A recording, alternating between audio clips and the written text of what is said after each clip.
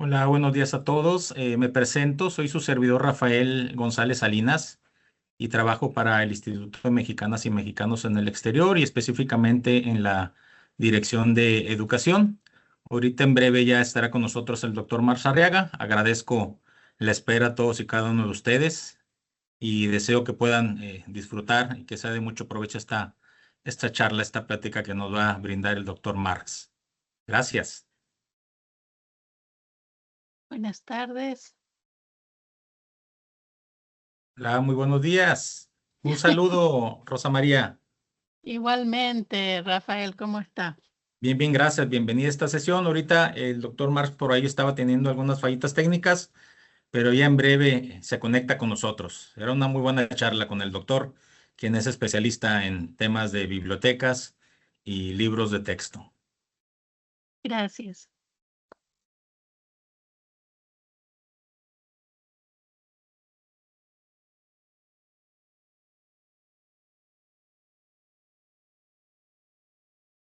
Mi estimado Marx, muy buenos días. Rafael, qué El gusto que sea a la gusto, distancia. el gusto es mío, Marx. Qué gusto saludarte, hombre, y que estés aquí con nosotros.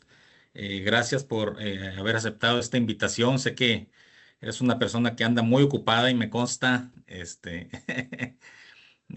siempre para arriba y para abajo en todo el país y bueno, siempre muy solicitado. Pues gracias a todas las aportaciones que has hecho a esta nueva escuela mexicana, desde los libros de texto. Te agradezco mucho. Por aquí ahorita estará también con nosotros la doctora Marta Belda. No sé si ya estará conectada por aquí, pero ya a la brevedad estará aquí con nosotros. Bueno, compañeros, pues muchas gracias, Rafael, por la introducción y ya estoy listo. Ya estoy acá.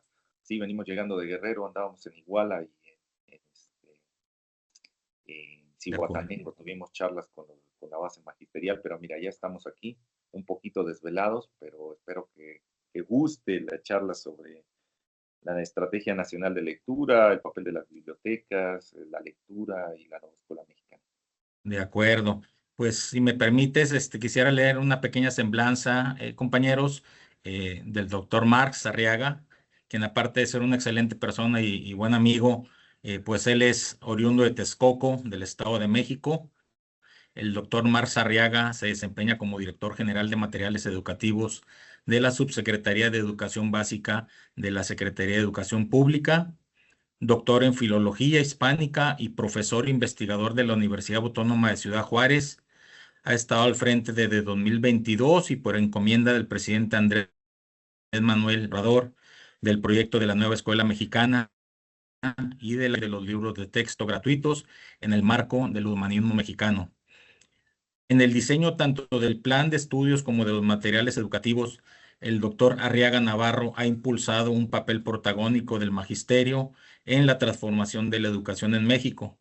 Entre sus reconocimientos figura el Premio Estatal de Ciencia, Tecnología e Innovación, Chihuahua 2015, en el área de Humanidades, Educación y Ciencias de la Conducta, y es miembro del Sistema Nacional de Investigadores e Investigadoras. Bienvenido, doctor Marx, a esta charla con los compañeros de las plazas comunitarias, de los consulados y de también las responsables de las comunidades de los distintos consulados. Gracias. Pues muchas gracias a ti, Rafael Aristo, por la presentación. Muchas gracias a la compañera Marta Benda, con la cual he tenido el gusto de trabajar eh, por su paso como subsecretaria de Educación Básica del Gobierno de México. Pues a ella se le debe, igual que a la compañera, la maestra Delfina, secretaria de Educación Pública en aquellos momentos, lo que hoy conocemos como Nueva Escuela Mexicana, el plan de estudios y los libros de texto. Todo este trabajo surge de esa gestión y aunque una parte de los libros se publican en gestiones posteriores, como el caso de los materiales de telesecundaria que los va a publicar la compañera Leticia Ramírez, y los de preescolar, en realidad el modelo educativo surge de la gestión de la compañera Marta Belda. Entonces, pues un agradecimiento a la compañera y de este espacio Hoy no voy a hablar tanto de la nueva escuela mexicana, voy a hablar sobre el fomento a la lectura y el rol que tienen las bibliotecas, que no es algo superficial, tampoco es algo que esté en las agendas políticas de todos los países. De hecho, los que estamos aquí dedicados a la cuestión de bibliotecas y centros de lectura sabemos que están viviendo momentos de crisis los espacios bibliotecarios en todo el mundo. La biblioteca ha tenido que transformarse en los países, en especial de primer mundo, en centros culturales, porque pareciera que estos espacios donde se resguardaba el material impreso de la humanidad, pareciera que ya no tienen la utilidad frente a las nuevas tecnologías que han ido desplazando a esos espacios, pareciera. Y pareciera que en estos países de primer mundo, digamos, países desarrollados, eh, eh, pues pareciera que desde ahí se ha hecho la reflexión de cómo convertir las bibliotecas en centros culturales, donde ya la gente no vaya solamente a leer libros o a consultar libros, sino que ahora ahí se den cursos, se conozcan personas, se haga comunidad, se tengan acceso a las TICs, se tenga formación o capacitación a los usuarios de talleres diversos, ya sea desde el mismo fomento a la lectura, o talleres de tecnología, o talleres de los niveles de educación que haya en aquellos países. Bueno, si bien es cierto, y esa es una línea que en los últimos 10 años se ha ido desarrollando de las bibliotecas, convertirlas en centros culturales, por ahí no transitó México. Y va a ser difícil que transiten los países latinoamericanos, el sur mundial.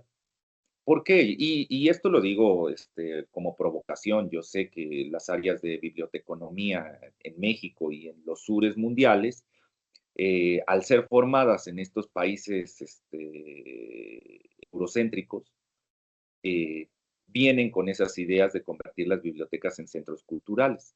Entonces yo sé que lo hago como provocación porque no crean, al interior del país tenemos aquí asociaciones y universidades que están convencidas de que el futuro de las bibliotecas es otro que el ser biblioteca, que ya las bibliotecas tradicionales que teníamos ya solamente son lujos que se pueden dar empresarios que puedan destinar cantidades groseras de dinero para el resguardo de materiales como fetiche, y que ese tipo de espacios clásicos donde se resguardaba la información ahora ya no es útil, que ahora necesitamos espacios culturales.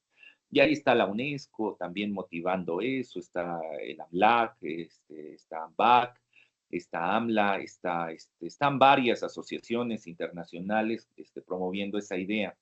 Bueno, pues quiero decirles que desde México hay resistencia, así como desde los sures mundiales, porque tal vez en otros países donde el bienestar ha llegado a un punto donde el libro se vea como una cuestión superficial, en donde el material impreso se vea como un accesorio, como algo para poner en la estantería en la parte de atrás y que sirva como un fetiche o como un símbolo de progreso económico para una cuestión de estatus.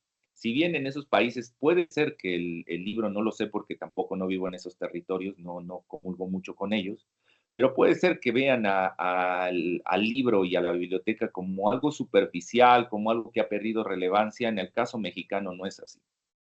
No es así porque la baja cantidad de librerías que hay en el país, sumado a que la precariedad no solo llega en una cuestión económica, sino también en una cuestión cultural y educativa, en donde no hay la manera en este país de acercarnos a los libros impresos por la escasa cantidad de librerías que hay en el país. Hablaríamos en el caso de Ducal, un poco más de 300 librerías, la red de librerías que hay.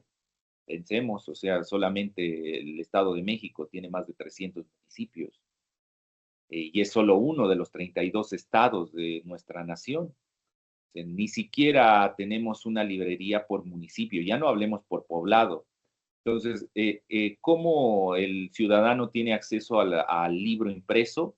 Pues a través algunos de puestos de revista que también están desapareciendo, a través de tianguis con libros de segunda mano, o sea, mercadillos donde se puede conseguir alguna que otra obra, a través de las capitales de cada estado en donde se llegan a encontrar librerías, a través de internet con Amazon comprando algún material impreso o digital, pero principalmente donde encontramos los libros impresos en dos espacios, dos territorios en este país, en la biblioteca pública y en la escuela, a través de dos programas, la Red Nacional de Bibliotecas Públicas y el libro de texto gratuito.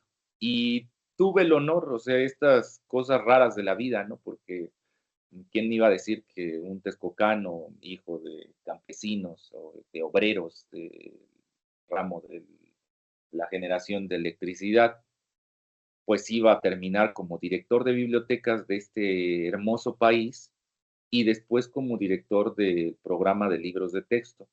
Entonces, pues desde ahí voy a platicarles, esa es mi cuestión vivencial y desde ahí les hablaré del tipo de fomento de la lectura que se está haciendo. Ahora, como última carta de presentación, les voy a leer un documento que lleva por título Manifiesto Mexicano de Bibliotecas Públicas, para que esto cuadre con lo que estoy diciéndoles del rol que juega el libro y la biblioteca en nuestro país. Este manifiesto se publicó en el 2020, el 20 de julio había un manifiesto internacional de bibliotecas públicas desde los años que serán por ahí de los 20, 30, el paso de otro mexicano, Torres Bodet, por la UNESCO, se generan desde ahí Marx, te esbozos. quiero interrumpir Sí, porque te quiero agradecer que estés con nosotros. Elegimos al mejor, lo acabas de decir. Sé lo comprometido, sé lo que implica en tu corazón pensar en las bibliotecas. Inmediatamente que nuestra titular nos dijo de las plazas comunitarias, que alguien le pidió una biblioteca, dije, aquí tenemos a Marx. Gracias, Marx, de corazón. No será la primera vez. Te seguiremos buscando porque vamos a ir creciendo en esta propuesta y alguna ocasión te invitaremos a estar en una de estas bibliotecas para que nos des tu visto bueno. Aquí estamos como siempre los interesados y wow, aquí tienes una admiradora. Gracias de corazón. compañera, voy a atesorar sus palabras en el corazón porque ha sido un honor el trabajar con usted. Fue una tarea la de sacar el plan de estudios y la nueva escuela mexicana titánica y mucho se le debe a usted que generó las condiciones para que pudiera avanzar el magisterio y llegar a eso que hoy conocemos como nueva escuela mexicana. Bueno, les decía, compañeros, como digamos, preámbulo del análisis. Les voy a leer este Manifiesto Mexicano de Bibliotecas Públicas. Les digo, es un documento raro. No todos los países tienen un manifiesto, un documento donde manifiesten cuáles son las funciones, cuáles son las acciones que tienen su red de bibliotecas públicas. México sí lo tiene. Se publicó el 20 de julio de 2020 y lo voy a leer. Es un texto cargado de emotividad, entiéndanlo desde ahí, desde una carga ideológica, no es como el que tiene AMLA o como tiene, es decir, UNESCO, en donde es más como de operatividad, ¿no? De cuáles son los servicios que debe tener una biblioteca. Aquí verán las dos visiones, la visión instrumental de los países eurocéntricos que ven la biblioteca como un servicio y desde una cuestión de filantropía, de caridad, pues tratan de que ese servicio sea lo más agradable posible, hacia la visión mexicana que ve a la biblioteca no como un servicio, sino lo ve como una herramienta de transformación, lo ve como el motor de transformación que tienen las comunidades, lo ve como el semillero del pensamiento crítico de una ciudadanía nueva que va a enfrentar los retos de su comunidad, no para beneficiarse en lo individual, sino para generar colectivos que sean capaces de enfrentar las crisis civilizatorias, las injusticias, las desigualdades estructurales que se instalan en nuestros territorios. Bueno, con base en ese preámbulo lo leo. Manifiesto Mexicano de Bibliotecas Públicas. Estamos hartos del olvido, del abandono de nuestra red nacional de bibliotecas públicas. Estamos cansados de que se nos considere el escalón más bajo de los presupuestos destinados a la cultura y la educación en este país. Estamos aburridos de la apatía de los intelectuales orgánicos que se quejan por la disminución de sus prestaciones, pero que son incapaces de exigir una biblioteca pública decente. Estamos molestos porque año tras año vemos desfilar millones de pesos en intervenciones culturales absurdas, sin que alguna migaja sea cedida a nuestros espacios. Estamos hartos de ver la fragilidad de nuestra condición, de ser tratados peor que un mueble, de ser tratados como algo desechable o peor aún, como seres invisibles. Desde esta angustia, desde este ahogo, desde esta pesadumbre, desde este sufrimiento, se crea el siguiente manifiesto mexicano de bibliotecas públicas para dejar claro lo que somos y cómo asumimos nuestra condición de fragilidad. Punto 1. Encargado de la biblioteca pública, no me cuadran tales palabras. Yo soy bibliotecario. Aunque mi formación sea básica, yo soy un bibliotecario porque asumo con responsabilidad el cuidado de estos libros. Yo soy bibliotecario porque amo la lectura y haré lo que sea para mantener las bibliotecas abiertas y enseñarle a mis compatriotas cómo leer los libros que resguardo. 2. Procuramos éxito a todos los bibliotecarios públicos, docentes, mediadores de lectura que no han sido maleados por los presupuestos federales, estatales o municipales, que solo vieron la biblioteca pública como una oportunidad electoral. Nunca aceptaremos una moneda que tenga la intención de limpiarle el rostro a un político para ganar votos. Aquel que se acerque a una biblioteca pública y aspire a apoyarla es porque tiene la convicción firme del valor de la lectura y no intenta pervertir ese sentimiento con un beneficio electoral o patrimonial. Rechazamos a todos los dirigentes políticos que obligan al personal bibliotecario público a pegar carteles, asistir a mítines, recabar firmas o credenciales de votación, todo para beneficio de algún candidato. 3. Yo soy bibliotecario público mexicano porque cuando leo uno de mis libros, sus ideas e imágenes viajan a mi corazón, se filtran en mis palabras y me purifican. Para mí, la lectura se llamará también misericordia y consolará el corazón de los hombres. Nunca la belleza de las palabras que leo se convertirá en opio adormecedor, sino vino generoso que me encienda para la acción, enciende en mí las ganas de enseñarle a mis compatriotas lo hermoso que es leer. Punto 4. La biblioteca pública es un mecanismo de relojería nivelado y sistemático. Rechazamos la idea de una biblioteca modelo para todo el país. Los servicios, los espacios de cada biblioteca deben adaptarse a las necesidades del pueblo mexicano, que exige y quita lo que cree necesario o inservible. 5. Google, Wikipedia, Facebook, Twitter, YouTube, TikTok a la silla eléctrica. Negamos de manera tajante toda red electrónica que tenga como meta engañar a la población mexicana, alejándola de los libros físicos y de la información que resguardan. 6. Soy bibliotecario mexicano y estoy cansado ya del olvido. Estoy cansado de la violencia, estoy cansado de ver que mis usuarios abandonan sus estudios, abandonan los libros. Estoy cansado de las tragedias de millones de almas solas. Invertir, destruir, negarlo todo, resistirme a aceptar tanta mentira, romper la realidad, decir que no, que no, que no y que no. 7. Es más bella una biblioteca pública con libros, luz, baños y agua potable que la victoria de Samotracia. El tener una biblioteca abierta con las condiciones mínimas para la lectura es un triunfo social en un país como México, con la suma de abusos históricos, con la explotación de sus tierras y personas por el yugo extranjero y por la corrupción. 8. Nada de retrospección, nada de futurismo. Todo el mundo allí, quieto, iluminado maravillosamente en el vértice estupendo del minuto presente de cada biblioteca pública. Un bodegón lleno de libros, cerrado o abierto, sin un público leyéndolos, eso no es una biblioteca pública.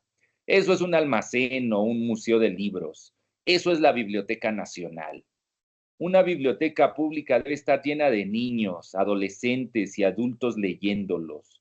Solo la comunión en el presente de todos, lectores, bibliotecarios, libros y espacio bibliotecario, a través de la lectura, puede ser considerado como una biblioteca pública.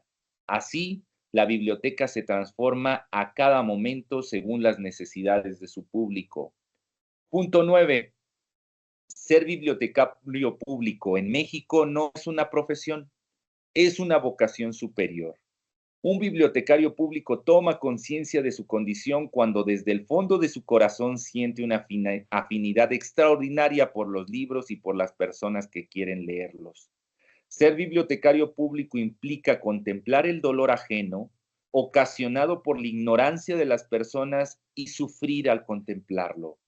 Un bibliotecario público es misericordioso con sus usuarios y nunca cierra las puertas a la búsqueda del conocimiento. 10.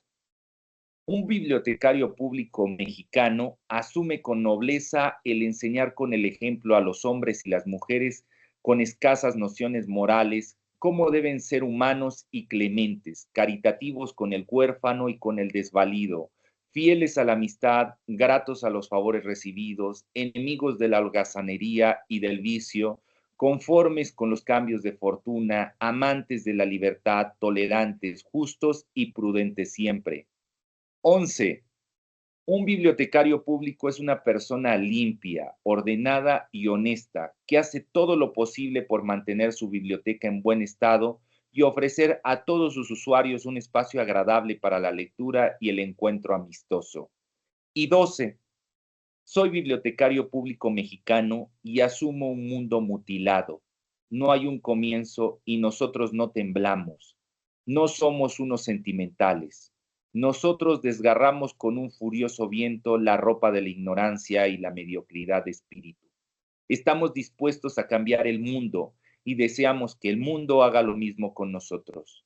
No hay pasado, no hay futuro, sino un hermoso presente en donde asumimos cada uno de nuestros actos en beneficio de nuestros compatriotas lectores. Bibliotecarios públicos mexicanos, unámonos todos, cantemos acompañados de la misma lira, pidamos fuego, no al mentido Dios de los paganos, sí al ángel tutelar de la patria. Y en los remotos siglos dirán la imparcial historia, hubo un tiempo en que los bibliotecarios mexicanos se unieron, formaron una sola voz, elevaron sus almas y entonaron el himno de la victoria que guió a los más tímidos allí donde la odiosa tiranía de alcaldes, regidores, gobernadores en general, quisieron abandonar los espacios de la biblioteca pública. Desde entonces, la libertad y las leyes se cumplen y los bibliotecarios públicos mexicanos son reconocidos como un misionero que le enseñó a su pueblo a defenderse de los abusos de los explotadores, a defenderse de un sistema de consumo que centra su ideología en dos conceptos, competencia y crecimiento sostenido, a defenderse de un presente que promueve el olvido del pasado y la fantasía de un futuro mejor. Solo la lectura nos hará libres. Manifiesto defender a las bibliotecas públicas en México. Bueno, pues este es nuestro manifiesto de bibliotecas públicas. Ya se imaginarán cuál es el perfil de la biblioteca pública en nuestro país y de la nueva escuela mexicana. No se asume como un espacio de resguardo de libros, sino se asume como un espacio de transformación. La lectura no se asume solamente como una traducción o una decodificación de signos lingüísticos, sino se asume la lectura como la lectura del mundo, la lectura de la realidad, donde no solamente se decodifican palabras, sino se leen acciones, personas, gestos, silencios, palabras. Entonces, el fomento a la lectura que se diseñó desde la Estrategia Nacional de Lectura y desde la Nueva Escuela Mexicana no se centra en la cuestión de lo estético, del placer, no. Y fue muy criticado, de hecho salieron muchas notas de periódico en su momento, porque decían que estábamos en contra de la lectura por placer. Y en parte tenían razón aquellas voces de derecha que se quejaban, porque ellos llevaban años promoviendo eslogans de leer es un acto de placer y que viajemos a universos a través de la lectura. Había editoriales que hacían grandes campañas para convencer a la población del valor del libro como entretenimiento y entonces bajar los recursos federales de cultura y de educación para que les compraran los libros y se repartieran de manera como de misericordia o de caridad a la población. Entonces llevaban mucho tiempo haciendo ese tipo de productos, ¿no? Ver la lectura solamente desde el hecho del placer. Con el cambio de régimen en el 2018 dejamos atrás el neoliberalismo educativo que se centra en el consumismo, que se centra en la idea de progreso como la satisfacción de un deseo, en donde la población entendía a través de la batalla cultural que se daba, o sea, esta cultura dominante, donde iba a progresar pues al tener más dinero, o tener un nuevo celular, o un nuevo coche, o nueva casa, o hasta consumos de personas, ¿no?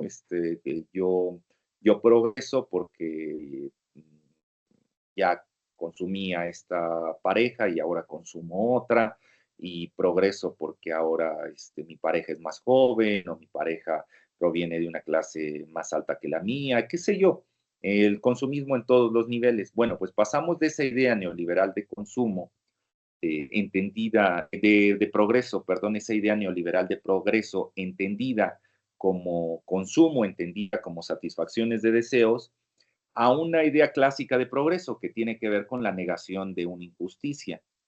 Vean en esto del programa Fomento a la Lectura, era abordar primero una injusticia. ¿Cuál era la injusticia? Pues que solo las clases altas tenían acceso a los libros, que solo hay bibliotecas en las escuelas privadas, que solo pueden comprar libros aquellos que tienen cierto ingreso económico y que pueden darse el lujo, el privilegio de tener materiales impresos. Para el gobierno de la 4T, el libro no era un privilegio, era un derecho. Y entonces, como derecho, había que defenderse. Y entonces hicieron primero, se plantearon 3 pilares para esa estrategia, que fue bajar el precio del libro, y de ahí que se tomó la decisión de que la gran imprenta y la gran editorial y la gran red de librerías que era Talleres Gráficos, el Fondo de Cultura Económica y Educal tenían que quedar en manos del gobierno federal, pero entendiendo el progreso como esa cancelación de esa injusticia, ¿no? Que era la injusticia el que no pudiera la población mexicana tener acceso a los libros. Entonces hizo una gran campaña, eso se llamó la República de Lectores, en donde el compañero Paco Taibo, a través de programas como 21 para el 21 o Los Vientos del Pueblo, se hicieron tirajes a muy bajo costo, ¿no? Libros con menos de 50 centavos de dólar el precio por unidad. Muchos de esos libros se regalaron, se promovieron la apertura de nuevas librerías para que tuvieran el acceso a los libros, se sacaron de los almacenes de los gobiernos, tanto federales como estatales, y de la misma editorial que es el Fondo de Cultura Económica, todos los tirajes que estaban ahí durmiendo el sueño de los justos, estos tirajes que se hicieron pero que nunca se repartieron, nunca se vendieron esos libros. Pues bueno, el compañero Taibo sacó todo ese material que estaba embodegado y lo puso a precios muy bajos, los regaló en algunos casos para que la gente pudiera tener acceso al libro. El segundo pilar de esa estrategia pues eran las escuelas. Cómo hacer un programa de desarrollo de habilidades lectoras a través del país por medio de la educación. Eso fue la nueva escuela mexicana. Claro, volvemos al punto, debemos entender que no es solamente de codificación de signos lingüísticos, o sea, no estamos en una alfabetización, de hecho estamos en contra de una alfabetización en ese sentido, porque asumimos desde estos sures colonizados, desde estos sures mundiales, que la lengua también sirvió como herramienta para el colonialismo, y en donde podemos ver, en el caso mexicano, las campañas de alfabetización que se hicieron desde los años 20 hasta los años 40, que fueron campañas masivas, brutales, violentas, en donde se le hizo ver a la población a través de una cultura dominante de aquella época, de una reingeniería social, en donde todo lo que estuviera fuera del español era signo de retroceso, era signo de atraso, era signo de precariedad, era signo de salvajismo. Entonces, todas nuestras comunidades debían transitar sí o sí hacia el español. Y empiezan estas campañas masivas y resulta que hoy de las 66, 67 lenguas que siguen con vida y sus variantes, desde esas 66 lenguas que siguen con vida, pues están agonizando. Y ya no tenemos las más de 200 lenguas que había en los años 40. ¿Y por qué? Pues justamente por estos procesos en donde se le dijo a la población: tienes que aprender español porque si no te vas a quedar asilvestrado, vas a seguir en el pueblo, vas a seguir en la pobreza. Esta reingeniería social, reingeniería que fue dolorosa, porque se hacían hasta campañas de salud sexual o de control natal en las comunidades de nuestros pueblos originarios, mientras que en las comunidades mestizas o las comunidades donde las poblaciones urbanas gozaban de los privilegios por ser la clase alta, ahí no había ningún control natal, ningún programa. Esto solo se aplicaba en las regiones apartadas. Bueno, pues nosotros entendemos el fomento a la lectura no como esa alfabetización, no desde el español, no desde el colonialismo, no desde la imposición. Por eso se promueve una lectura crítica. ¿Qué es la lectura crítica? La lectura del mundo, donde se decodifican palabras, sí, pero palabras que tienen un impacto en nuestra realidad, que son palabras generadoras. Es decir, no aprendo sustantivos, adjetivos, artículos por aprender, sino aprendo las implicaciones que tiene ese sustantivo en mi territorio. Tequio. ¿Qué es el tequio? ¿Qué implicaciones tiene el tequio? ¿Cómo se genera comunidad a través del tequio? Cómo se hacen redes, cómo se tiene conmiseración, cómo se hace corresponsabilidad a través del tequio, quién participa en el tequio, tal. Y entonces tequio como palabra no es solamente un significado, no es un significado de un diccionario, tiene vida y tiene implicaciones en la realidad, es palabra generadora. O sea, tequio lleva a Juan y a Pedro, que hicieron estas acciones para su comunidad, llevan a María, llevan a Rosa, llevan a Lourdes. Lourdes, a pesar de que vive en precariedad, que su padre la abandonó, a María, que fue acosada sexualmente en su escuela, a Pedro, que tiene un padre con una discapacidad o tiene un hermano con una discapacidad, etcétera. Palabra generadora. Palabra que no solamente es un significado, sino que tiene vida. Bueno, pues así se entendía o así se entiende la lectura en la nueva escuela mexicana y en la Estrategia Nacional de Lectura. Entonces, el segundo pilar, el primer pilar fue bajar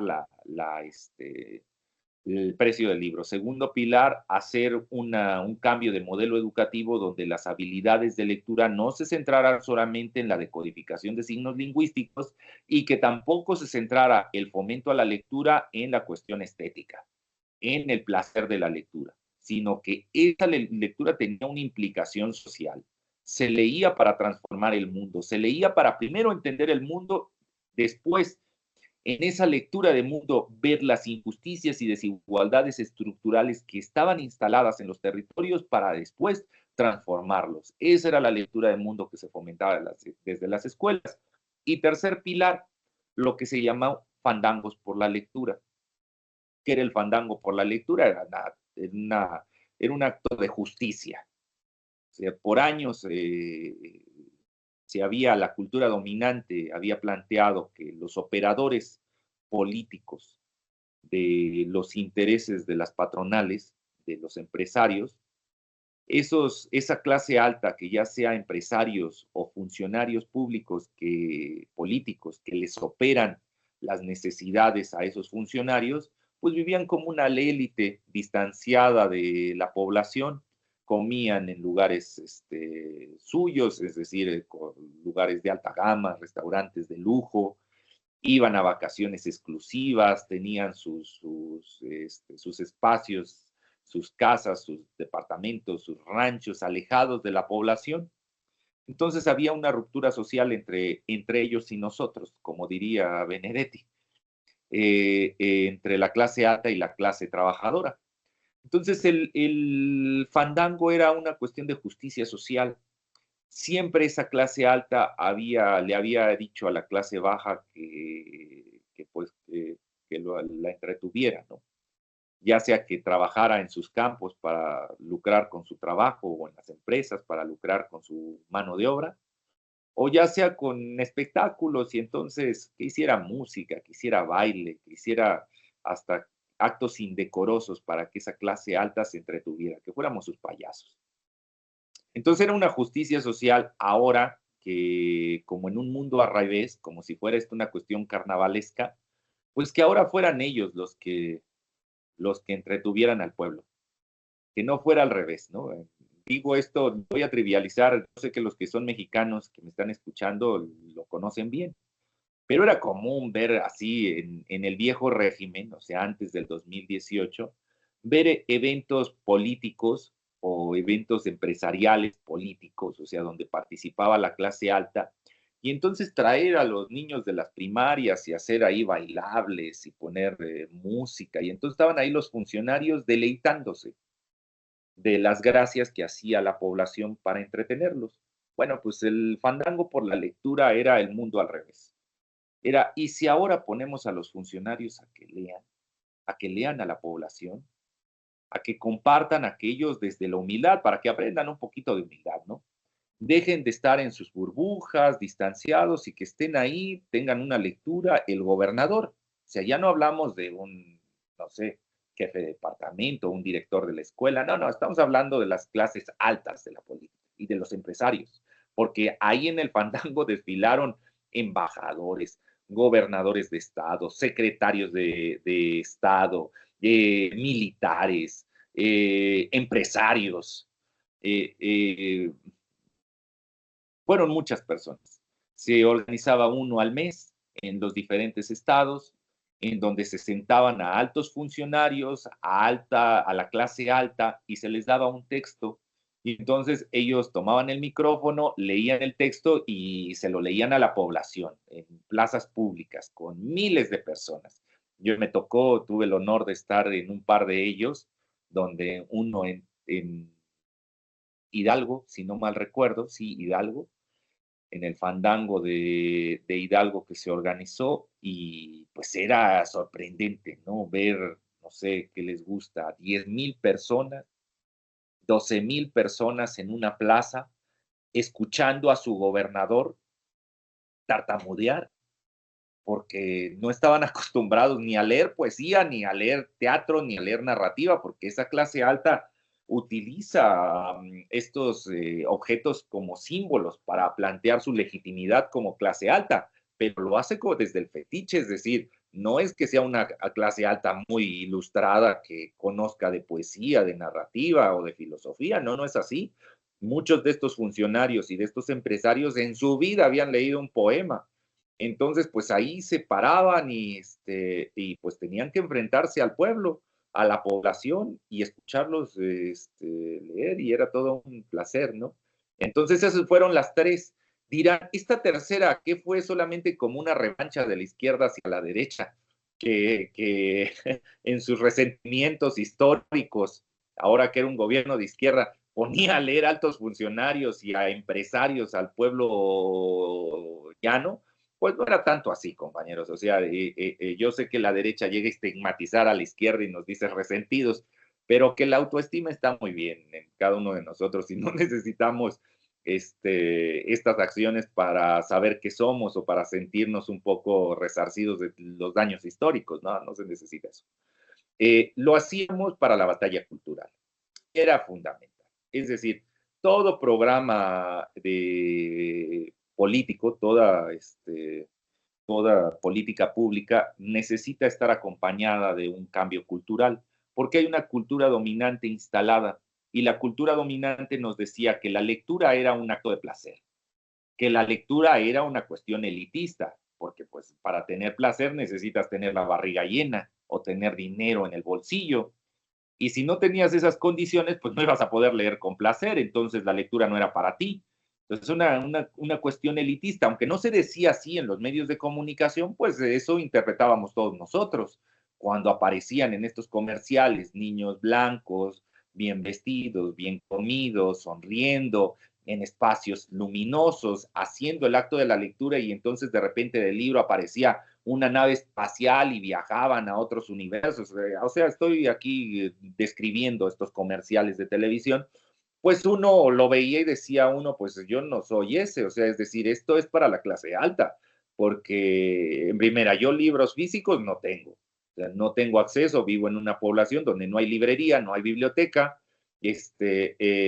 o no están esas condiciones, entonces yo no soy eso, y entiendo que aquellos que viven en zonas de clase alta, que viven en las zonas urbanas, pues sí eran a los que iba destinado ese programa de desarrollo de habilidades lectoras. Entonces había que dar esa batalla cultural, había que cambiar por completo la manera en cómo se entendía el libro y la lectura. Y entonces nosotros empezamos a hablar de una lectura de mundo, una lectura crítica, una lectura transformadora. Nosotros hacíamos acciones de rebeldía, de resistencia, para ver el texto no solamente como desde el hecho del esparcimiento, que no teníamos nada en contra del ocio, al contrario, veíamos el ocio como una de las herramientas en contra del sistema de consumo, porque en este sistema de consumo, pues tiempo es dinero. Y el ocio, el tener el ocio para sentarse a leer, era un acto de resistencia. Entonces, no era de que viéramos ese entretenimiento como algo también superficial, no, asumíamos que el entretenimiento que planteaba aquellas otras campañas era un entretenimiento de consumo. Y entonces nosotros estábamos en contra de esa idea de entretenimiento, pero estábamos a favor de entender la lectura como un placer, sí, desde la resistencia que hacía el ocio, sí, ante ese sistema de consumo. Y esos fueron los tres primeros pilares de la nueva escuela, de la Estrategia Nacional de Lectura. Como parte de este último pilar y también de la cuestión escolar, entraron las bibliotecas públicas, porque ya me he extendido mucho, ¿no? Quiero centrarlo en los círculos de lectura y las bibliotecas públicas.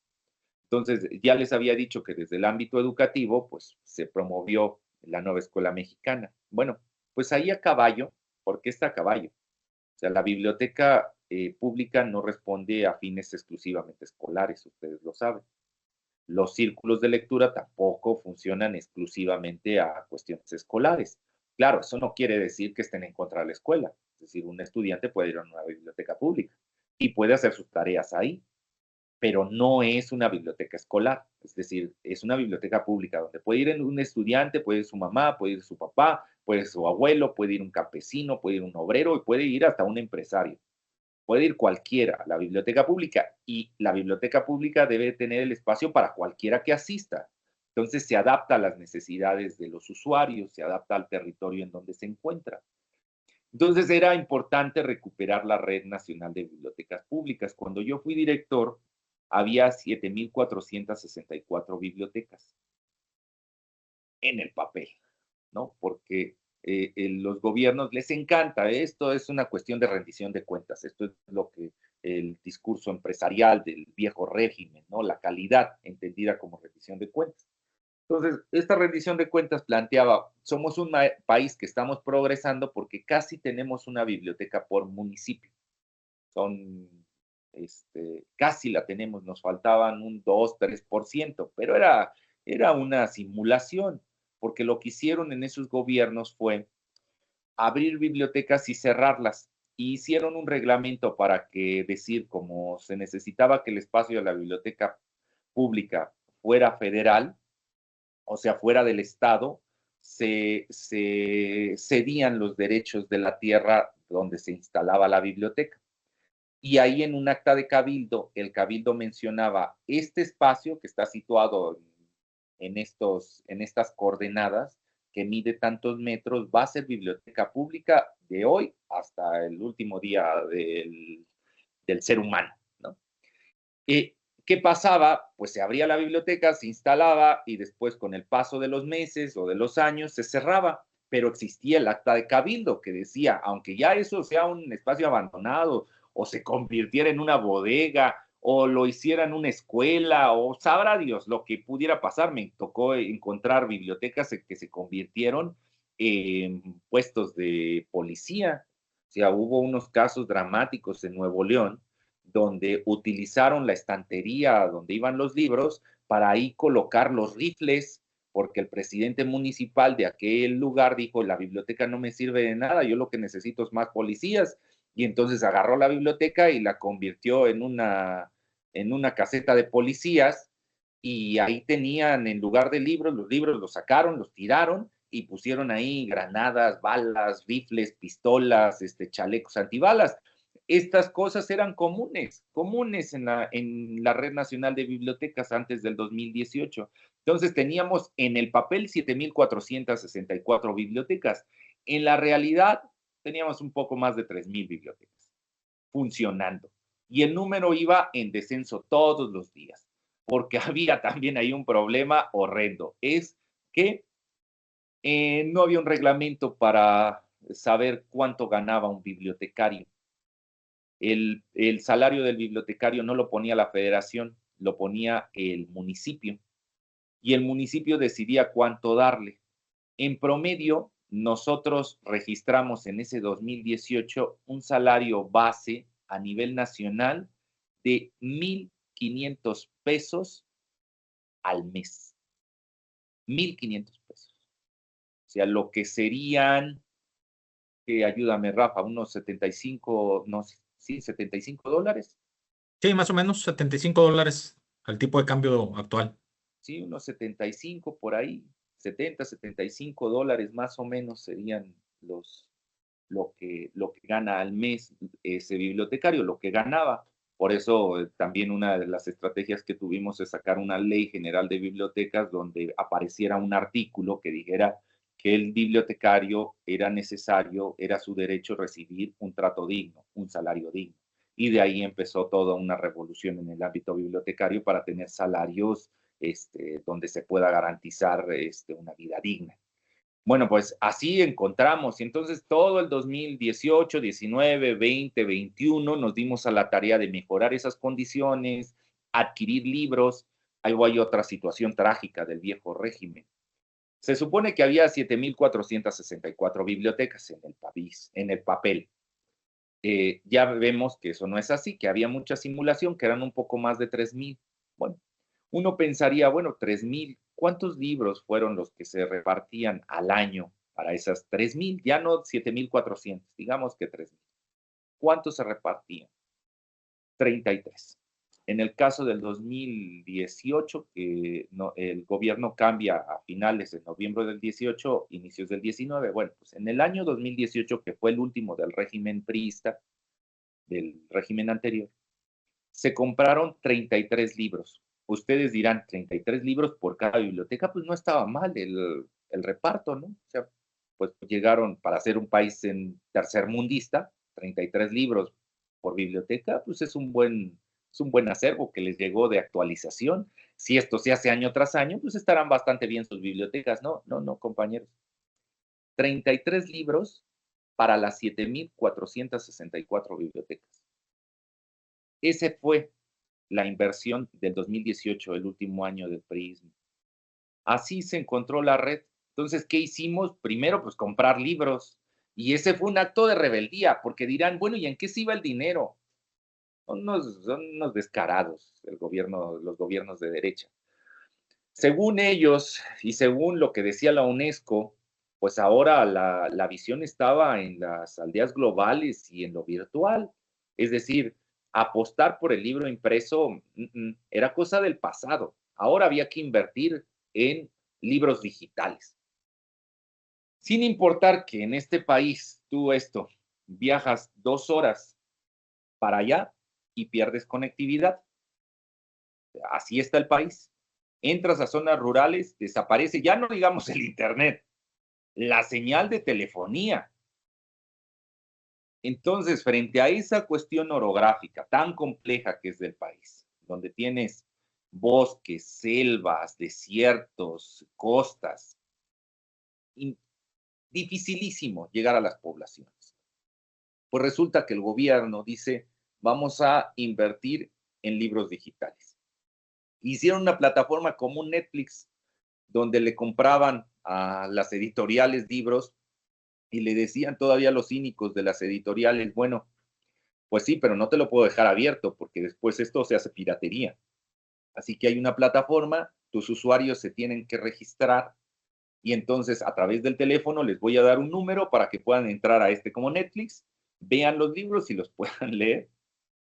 Resulta que en el 2018 hacíamos el análisis de cuántas personas en el país habían entrado a consumir libros en esta plataforma donde se habían llevado cientos de millones de pesos empresarios que se dedican a estas tranzas, más los funcionarios públicos que firmaron esos contratos, y eran un poco más de 50 personas en el país que habían ido a la plataforma a hacer lectura digital.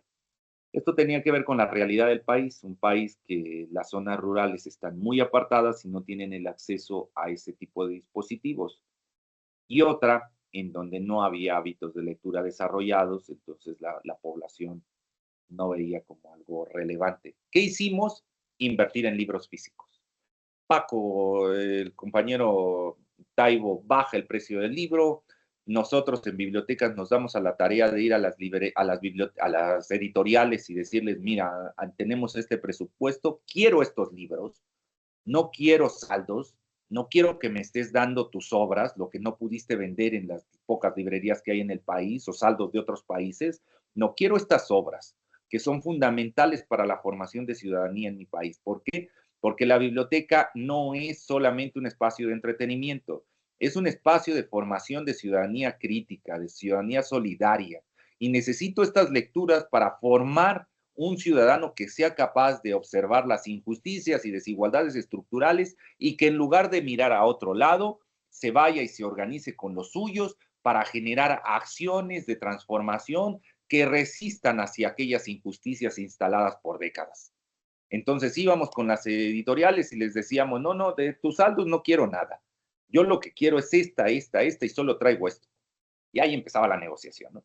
Algunas veces salíamos con la nuestra, otras no, pero empezamos a enviar libros. Por primera vez en años llegaron libros a las bibliotecas públicas y se empezaron a hacer círculos de lectura donde no solamente iban a pasarse el rato los niños o los adolescentes, sino iban a tomar conciencia crítica de lo que estaba sucediendo en el país y lo que implicaba transformarlo. Y en eso estamos, compañeros, hasta ahí vamos. Estamos en el segundo piso de esta cuarta transformación. La Estrategia Nacional de Lectura aún tiene vigencia, la nueva escuela mexicana aún tiene vigencia, todavía seguimos con el sueño en esa utopía y como dice Galeano, la utopía se hizo para caminar y entonces nosotros tenemos ese sueño, esa utopía de tener una república de lectores en donde esos lectores tengan unas habilidades y capacidades críticas para enfrentar las crisis civilizatorias que estamos viviendo.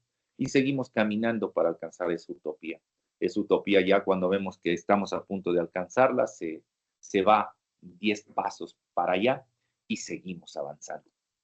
Bueno, compañeros, pues muchas gracias por el espacio, por permitirme hablar del papel que juegan los libros en el gobierno mexicano. Espero que les haya gustado y si tienen alguna duda, seré un libro abierto para tratar de respondérseles.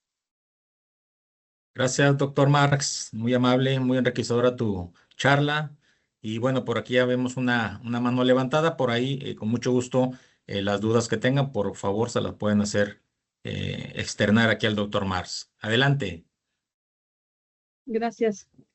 Bueno, muy interesante la breve historia. Me parece que ya la había escuchado en alguna otra plática que dieron en formadores políticos con el FIS, ¿no? Entonces, ahí la pregunta es, ¿qué opinión, sobre todo que la mayoría de los que asistimos aquí somos plazas comunitarias, una extensión del Instituto Nacional de Educación para los Adultos, que intentamos dar ese servicio a connacionales que están en Estados Unidos? ¿Y qué opinión hay con respecto a este enfoque que se da desde el INEA para educar versus el enfoque que en algún momento funcionó con Paulo Freire, ¿no?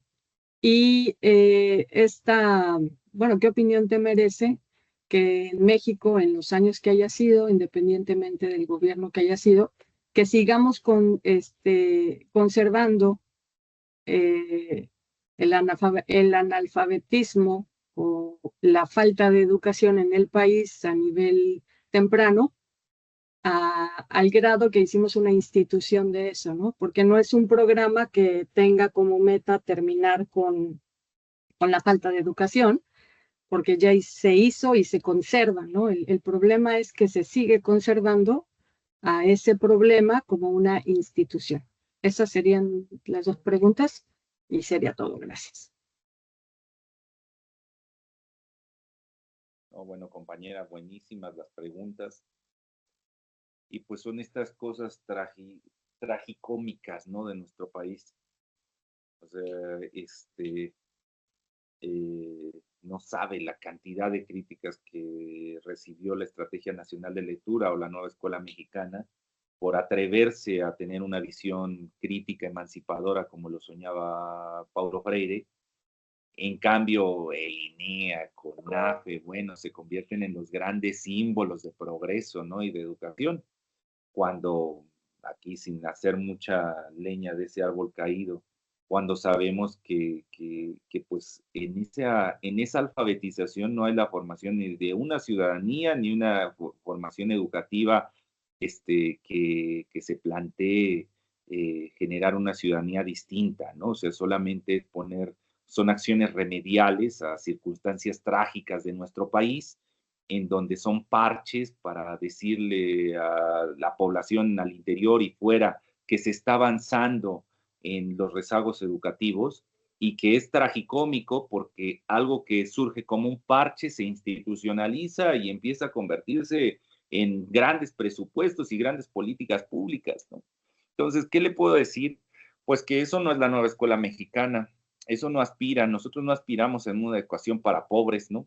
Una educación precarizada, no aspiramos a tener solo los mínimos, no aspiramos a alfabetizar tan solo como una cuestión de colonialismo. Nosotros aspiramos a más, aspiramos a tener una ciudadanía crítica, aspiramos a una educación democrática, que sin importar el color de piel, la cuestión cultural, la lengua, la religión, todos puedan tener acceso a una educación, no solamente una educación pobre. Pero pues, pero ¿qué más puedo decirle? Pues está en ese proceso. Se resisten, sí, tal vez la gran resistencia la está dando CONAFE, ¿no? CONAFE es el que más se resiste al cambio. Al menos INEA ya intentó cambiar sus libros que llevaban décadas sin cambio. En el periodo anterior hizo una transformación del modelo, está transitando, está en la reflexión. Es difícil para ellos, porque ellos se asumían desde ciertos privilegios, es decir, ellos se asumían que estaban haciendo algo por el bien del país, ¿no? Está INEA, está alfabetizándolo. Y ahora planteas esto en las mesas y dices, pero ¿cómo? Entonces estuvo mal que le dijéramos a los mazahuas que dejaran de hablar mazahua para hablar español, y les dices, pues fíjese que sí estuvo mal. Y empiezan a caerle los 20 poco a poco, ¿no? Como decimos en el pueblo.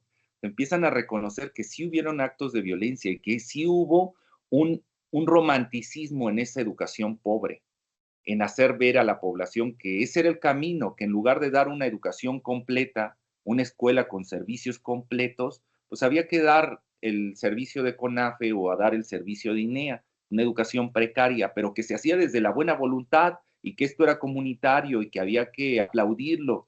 Y después vienen las grandes contradicciones, porque le digo, era un programa que llegó como algo remedial, como un parche, y se institucionaliza y después resulta que recibe más dinero INEA que la educación completa, y que ve uno las universidades, por poner un caso, ¿no? Y ve uno el presupuesto que trae una universidad pequeñita, una universidad de Tlaxcala, una universidad o una normal superior, una normal rural, ve uno estos centros universitarios y le llegan 2 pesos de presupuesto, mientras que al ente central de INEA, bueno, llegan presupuestos mayores, ¿no? Entonces, ojalá que en este segundo, en un tercer piso, en esta batalla cultural que se está dando poco a poco, vaya cambiando y que se vea la formación de ciudadanía de una visión menos tradicional. Le digo, me da gusto, yo he leído los libros de INEA, he visto el modelo y está en la reflexión. En este momento los que van más avanzados es educación básica, es el de todos, hasta de nivel universitario. Después de educación básica seguirían los normalistas. Después de ahí la Universidad de Tlaxcala, misteriosamente. Y ya después vendrían elementos como INEA. Y muy, muy atrás está pues UNAM, Colegio de México, Pedagógica, Politécnicos, que todavía ni siquiera quieren entrar a discutir modelos de educación distintos, que no sean hegemónicos, que no generen diferencias, que no generen desigualdades. Pero vamos poco a poco, entendemos, o sea, esta cultura dominante no se hizo en 6 años, lleva décadas instaladas y hay organismos internacionales que le inyectan mucho dinero, o sea, que están interesados en que las cosas sigan igual, porque para los privilegios de algunos el sistema funciona. Aquí el problema es que para ellos, que cambiamos de régimen y ahora es un momento en donde se está colocando a la comunidad, a la población en el centro. Entonces necesitamos hacer políticas públicas en donde no solamente sea una cuestión asistencial remedial, sino que en realidad se dignifique a los actores de esos territorios. Y en eso está, compañera, pero le entiendo perfectamente. Y entiendo, yo creo, ahora la frustración que muchos escucharán de decir, sí, pero nosotros estamos ahí.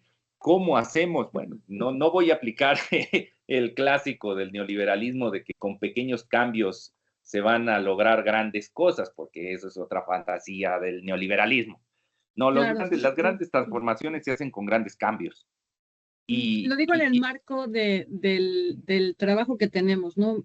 Creo que tenemos varios compañeros de plazas comunitarias aquí y mayoritariamente la atención es a connacionales cuya lengua es algún llamado dialecto, ¿no? O lenguas maternas. Y todavía tenemos esa como consigna de alfabetizar, ¿no? Que aprendan a leer. Sin embargo, no estamos fomentando esa parte que desde pareciera México se fomenta. Entonces, como que todavía no nos llega aquí esa cuestión, que intentamos sortearla por parte de otro sistema de bibliotecas. Es un lamentable que, bueno, estamos fuera del país y el sistema de bibliotecas aquí funciona de maravilla, ¿no? Hay que decirlo.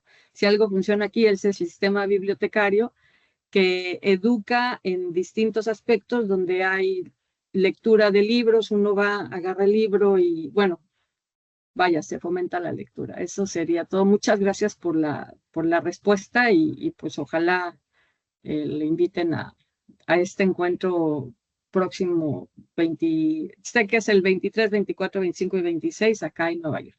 Muchas gracias. Gracias. ¿Alguien más que tenga por ahí alguna pregunta, algún comentario, alguna observación referente a la charla del doctor Marx? ¿Algún consulado de los que nos están participando o alguna plaza comunitaria?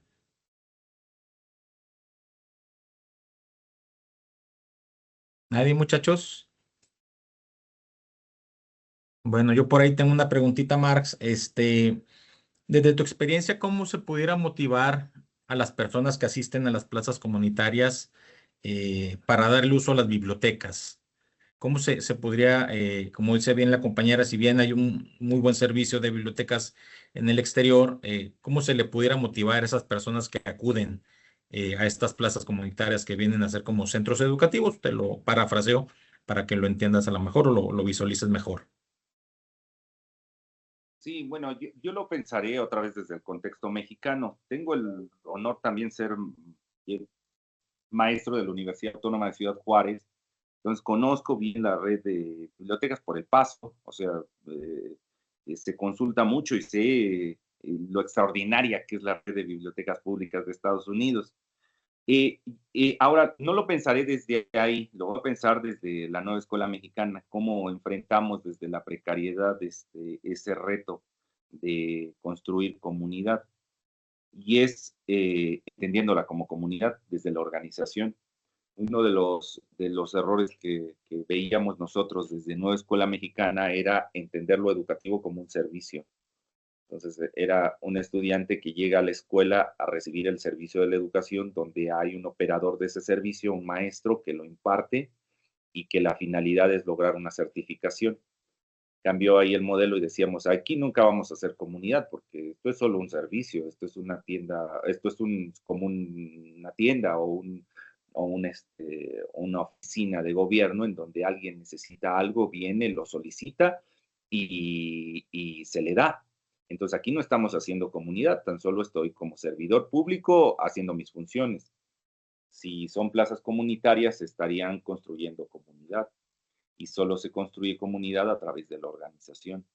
Entonces ahí necesitan herramientas comunitarias como serían las asambleas, el trabajo desde la horizontalidad para la palabra generadora, para poder crear comunidad, ¿no? Quedará solo en el eslogan. Y entonces son plazas comunitarias que dan el servicio de bibliotecas o de fomento a la lectura o de educación, de formación. Y entonces el sujeto va con ustedes no a hacer comunidad, va porque le están dando un servicio y el día de mañana si te vi ni me acuerdo. El hecho de comunidad, que una comunidad se sostiene sobre dos elementos básicos, corresponsabilidad y red. ¿Qué es la corresponsabilidad? Pues es el compromiso que adquiere el uno con el otro desde la humildad, desde la generosidad. Yo entrego lo mejor que tengo y espero que tú entregues lo mejor que tengas. Eso genera compromisos. El día de mañana eso hace lazos y entonces esos lazos son difíciles de romper porque yo desde la realidad, desde la humildad te entregué esto y tú lo reconociste. Y entonces ahí cuando desde Nueva Escuela Mexicana vamos construyendo comunidades así con lazos duros, porque dices que yo aquí puse la vida, es decir, no solamente vine a recibir un servicio, vine a armar, y vine y armé comunidad y que yo de María conozco todo. O sea, conozco que este taco de papas con huevo que me dio, pues era todo lo que tenía. Y que en ese mismo sentido yo le traje, no sé, estas naranjas que había en el huerto porque es lo mejor que tengo. Y entonces los lazos se hicieron fuertísimos. Y, y María, Juan, Pedro, tal, pues ya no se ven como los que asisten al servicio educativo, sino se ven como hermanos, se ven como compañeros y se generan redes. Entonces así, a través de la corresponsabilidad y la red que se va armando la comunidad. Aquí les diría a los compañeros, si tienen oportunidad de estar cerca de personas que vienen de pueblos originarios, ellos están muy acostumbrados a este trabajo comunitario. Las zonas urbanas son las que rompen ese trabajo comunitario, pero las zonas rurales, en especial las que todavía tienen vínculo con sus pueblos, con su cultura tradicional, esto es muy normal, porque los problemas se resolvían a través de ejercicios como, por ejemplo, la fogata o el fogón, que era un espacio real, físico, donde la gente se reunía, no porque estuviera normado, ¿no? De que cada que tengamos problemas, pues vamos a hacer una fogata y nos vamos a reunir alrededor de ella. Era usos y costumbres, entonces habría que discutirlo en comunidad, entonces se reunían, hacían una fogata, y entonces ahí los mayores planteaban el problema, los menores participaban, todos en la comunidad participaban, ¿no? Y iban tomando soluciones comunitarias desde la horizontalidad. Bueno, pues todos esos ejercicios, todas esas herramientas se necesitan si es una plaza comunitaria. Si es un servicio, no, pues si es un servicio, pues léanse bien el reglamento y háganlo como lo marca. De acuerdo, gracias, Marx. ¿Alguna otra pregunta, compañeros? ¿Alguien más? Bueno, si no hubiera más preguntas, quiero invitarlos que pudiéramos abrir nuestras cámaras para tomar una fotografía de esta charla que nos ha impartido el doctor Marx Arriaga. Y se los voy a agradecer mucho para un screen. Por favor, ahí, los que ya vengan peinados, pues con más razón, ¿verdad? Entonces, si me ayudan todos, por favor, a abrir sus cámaras, que por ahí nos van a apoyar a tomar un screen. ¿Listos? 1, 2, 3.